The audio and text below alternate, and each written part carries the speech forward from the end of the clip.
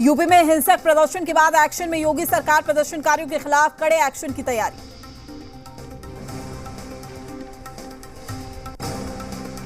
UP में बवालियों के खिलाफ गैंगस्टर एक्ट के तहत होगी कार्रवाई। जिन प्रदर्शनकारियों ने सरकारी संपत्ति को नुकसान पहुंचाया, जब्त होगी उनकी प्रॉपर्टी।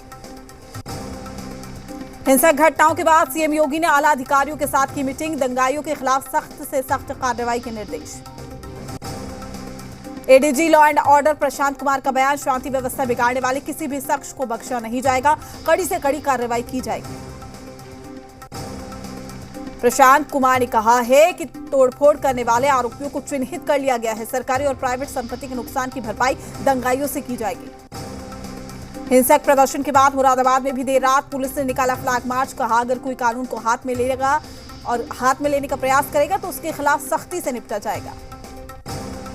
यूपी के प्रयागराज, मुरादाबाद, सहारनपुर में नुपुर शर्मा के बयान के खिलाफ जमकर बवाल। हजारों की संख्या में सड़क पर प्रदर्शनकारियों ने किया पथराव। यूपी में उपद्रवियों ने सरकारी संपत्ति को पहुंचाया नुकसान। कई जगहों पर प्रदर्शनकारियों को रोकने के लिए पुलिस को लाठीचार्ज करना पड़ा। आंसू गैस के गोले भी दागे गए। हिंसक प्रदर्शन में यूपी के प्रयागराज में हालात सबसे ज्यादा खराब। पथराव में डीएम, एसएसपी, एडीजी, आईजी भी घायल हो गए।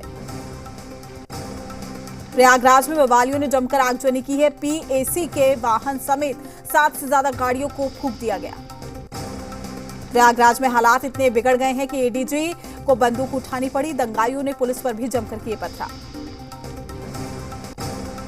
प्रयागराज में हालात को काबू करने के लिए मंगाए गए 2 बुलडोजर बवाल में शामिल लोगों के अवैध निर्माण को ध्वस्त करेंगे। पैगंबर मोहम्मद पर विवादित टिप्पणी को लेकर हिंसक प्रदर्शन के बाद गृह मंत्रालय का अलर्ट। उपद्रवियों के निशाने पर राज्यों के डीजीपी। सभी राज्यों के पुलिस प्रमुखों को सतर्क रहने का निर्देश। गृह मंत्रालय के मुताबिक ऐसी हिंसक घटनाओं में उपद्रवी पुलिस अधिकारियों को बना सकते हैं निशाना। देश भर में हिंसक प्रदर्शन के बीच में बोले गृह मंत्री अमित शाह, भारत का गौरवशाली इतिहास, लेकिन ज्यादातर इतिहासकारों ने मुगलों को तरजीह दी। यूपी के सहारनपुर में अल्लाहू अकबर के नारे के साथ पथराव। हालात को काबू करने के लिए पुलिस को लाठीचार्ज भी करना पड़ा। सहारनपुर में 45 उपद्रवियों को पुलिस ने किया गिरफ्तार। प्रदर्शनकारियों ने जमकर किया पथराव। मुरादाबाद में बवाल होने के बाद पुलिस को लाठीचार्ज करना पड़ा है। प्रदर्शनकारियों ने नुपुर शर्मा को फांसी देने की मांग की। मुरादाबाद में नुपुर शर्मा का सिर कलम करने का पोस्टर बैनर लेकर सड़कों पर उतरे उपद्रवी प्रदर्शनकारियों ने नुपुर शर्मा की तुलना आतंकवादी से की। यूपी में हिंसा के बाद दंगाइयों के खिलाफ कड़ी कार्रवाई की तैयारी। यूपी के 6 जिलों से 136 उपद्रवी गिरफ्तार। पैगंबर मोहम्मद पर टिप्पणी के खिलाफ देश भर में प्रदर्शन। यूपी, दिल्ली, कर्नाटक, बंगाल और गुजरात के कई शहरों में हिंसक झड़प। पैगंबर मोहम्मद पर विवादित टिप्पणी को लेकर बंगाल में भी बवाल। एहतियात के तौर पर 13 जून तक इंटरनेट सेवा बंद। कई जगहों पर धारा 144 लागू।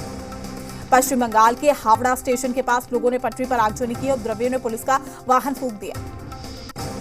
बंगाल में बवालियों ने हावड़ा डोमजूर थाने पर पथराव किया, फिर थाने को फूंक दिया। बीजेपी दफ्तर में भी लगाई आग। कर्नाटक बेलगावी में भी नुपुर शर्मा के खिलाफ प्रदर्शन। बवालियों ने बिजली के तार से नुपुर शर्मा का पुतला लटकाया। कर्नाटक में नुपुर शर्मा के विरोध में मुस्लिमों ने लगाए विवादित नारे। कर्नाटक के यादगीर में लगे विवादित नारे। नुपुर की गिरफ्तारी की जा रही है मांग। नुपुर शर्मा के बयान पर कल हुई हिंसा के बाद रांची में सरकार सख्त। 2 लोगों की मौत के बाद 11 जिलों में धारा 144 लगाई गई। अगले आदेश तक इंटरनेट सेवा बंद। इसी बिहार झारखंड की अपील, अफवाहों पर ना दे ध्यान। बिहार के बांका के अमरपुर प्रखंड के दोना मोड़ के पास नुपुर शर्मा द्वारा की गई टिप्पणी के खिलाफ लोगों ने प्रदर्शन किया है। दोना गांव के लोगों ने निकाला है विरोध जुलूस। कश्मीर के श्रीनगर समेत कई शहरों में भी प्रदर्शन। नुपुर शर्मा की टिप्पणी के खिलाफ नारेबाजी।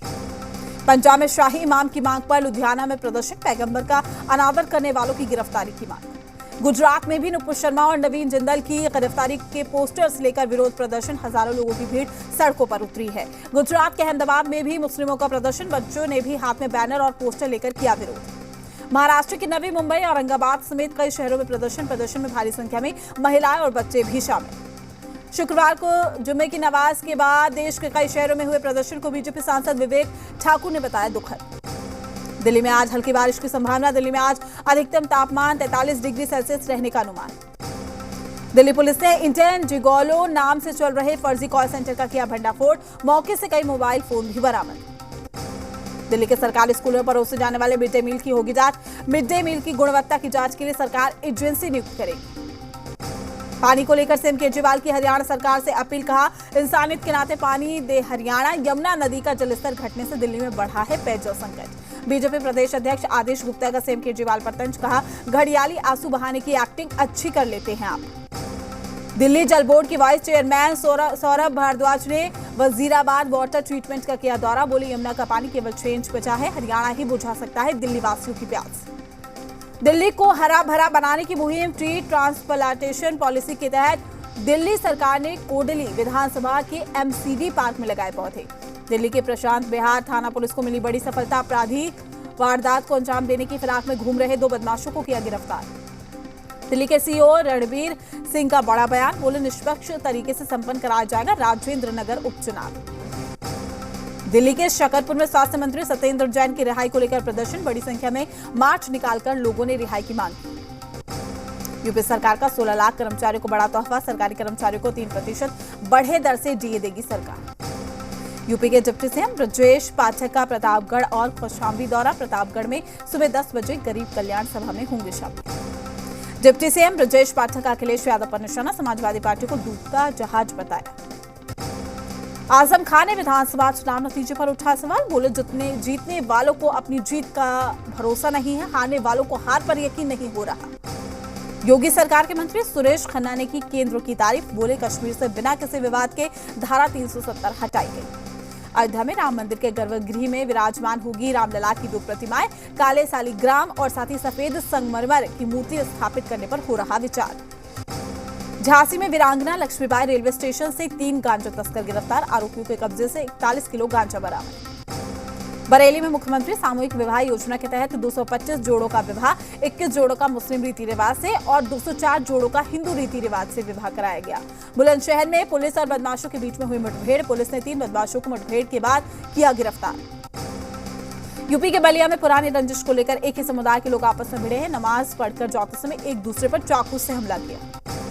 लालू यादव का 75वां जन्मदिवस आज है। कार्यकर्ताओं में खासा उत्साह है। पोस्टर लगाकर दी बधाई। राष्ट्रपति चुनाव को लेकर बिहार में भी सियासी पारा गर्म। सीएम नीतीश कुमार का फिर चर्चा में आया नाम। जेडीयू बोली हमारे नेता में सारे गुण। कांग्रेस पार्टी में एमएलसी चुनाव को लेकर मचा घमासान। अब खुलकर सामने आने लगा है और पार्टी अब इस पर 2 धड़ों में साफ बटी हुई नजर आ रही है। लालू यादव के पासपोर्ट से संबंधित मामले पर सुनवाई चली है। अब 14 जून को होगी अगली सुनवाई। लालू प्रसाद यादव ने अपने इलाज को लेकर विदेश जाने की कही थी बात। खनन लीज आवंटन और शैल कंपनियों से जुड़े मामले में रांची हाईकोर्ट में हुई सुनवाई। कोर्ट ने दोनों पक्षों की सुनी दलील। अब 17 जून को होगी। एनटी अवार्ड 2022 में आपके पसंदीदा चैनल जी बिहार झारखंड का डंका। दिल्ली में आयोजित कार्यक्रम में हिंदी न्यूज कैटेगरी में बेहतरीन सेट डिजाइन के लिए जी बिहार झारखंड को मिला साल 2022 का एनटी अवार्ड। दानापुर में दर्दनाक सड़क हादसा। टैंकर ने 3 बाइक सवारों को कुचला है। 3 की मौके पर ही मौत। पूर्णिया में तालाब में गिरी है बेकाबू कार। 8 लोगों की मौत। 2 को सुरक्षित बाहर निकाला गया है। तिलक समारोह से लौट रहे थे सभी लोग। किशनगंज में बेकाबू ट्रक ने नाबालिग को कुचला। मौके पर हुई है मौत। ग्रामीणों ने ट्रक चालक को पकड़कर जमकर की धुनाई। बगहा में यात्रियों से भरी बस पलट गई है। बस पलटने से दर्जन भर यात्री घायल हो गए। घायलों का स्थानीय अस्पताल में भर्ती करके इलाज जारी है। वहीं आक्रोशित लोगों ने सड़क जाम करके शुरू किया विरोध प्रदर्शन। बोकारो के चास स्थित कबाड़ी की दुकान में भीषण आग लग गई है और इसके बाद मौके पर पहुंची दमकल की गाड़ी ने कड़ी मशक्कत के बाद आग पर काबू पाया। पाकुड़ जिला प्रशासन ने पत्थर माफिया पर लगाम कसने की तैयारी कर ली है। एसडीओ ने पत्थर कारोबारियों के साथ बैठक की है। जिला खनन पदाधिकारी, बिजली विभाग के अधिकारी शामिल हुए। पटना पुलिस ने शराब तस्करी का किया खुलासा। प्रतियोगिता परीक्षा की तैयारी करते थे तस्कर। 4 तस्कर बाइक के साथ गिरफ्तार। दरभंगा के जाले प्रखंड में आवास सहायक को ग्रामीणों ने शराब के नशे में पकड़ा। वहीं पुलिस द्वारा ग्रामीणों के समक्ष ब्रेथ एनालाइजर से जांच में फलाफल शून्य आया। बगहा पुलिस जिला के रामनगर थाना स्थित उप मुखिया समेत 2 अन्य लोगों को नशे की हालत में गिरफ्तार किया गया। पुलिस केस दर्ज कर मामले की जांच में जुटी। मधेपुरा के बिहारीगंज में शराब के साथ एक कारोबारी गिरफ्तार। उत्पाद टीम ने कार्रवाई की है। मामला दर्ज कर पुलिस कार्रवाई में जुटी। सासाराम के तिलौथू थाना इलाके में 10 मई को महिला की हत्या का पुलिस ने खुलासा किया है। मामले में 2 अपराधियों को पुलिस ने गिरफ्तार किया। पटना सिटी के महासलामी थाना इलाके में पुलिस ने गुप्त सूचना के आधार पर छापेमारी की। झाड़ियों में 2 शराब कारोबारी के साथ भारी मात्रा में देशी शराब भी जब्त किया। बेगूसराय में एक बार फिर हर्ष फायरिंग में गोली लगने से एक युवक गंभीर रूप से घायल हो गया। घायल का शहर के नीचे नर्सिंग होम में इलाज चल रहा है।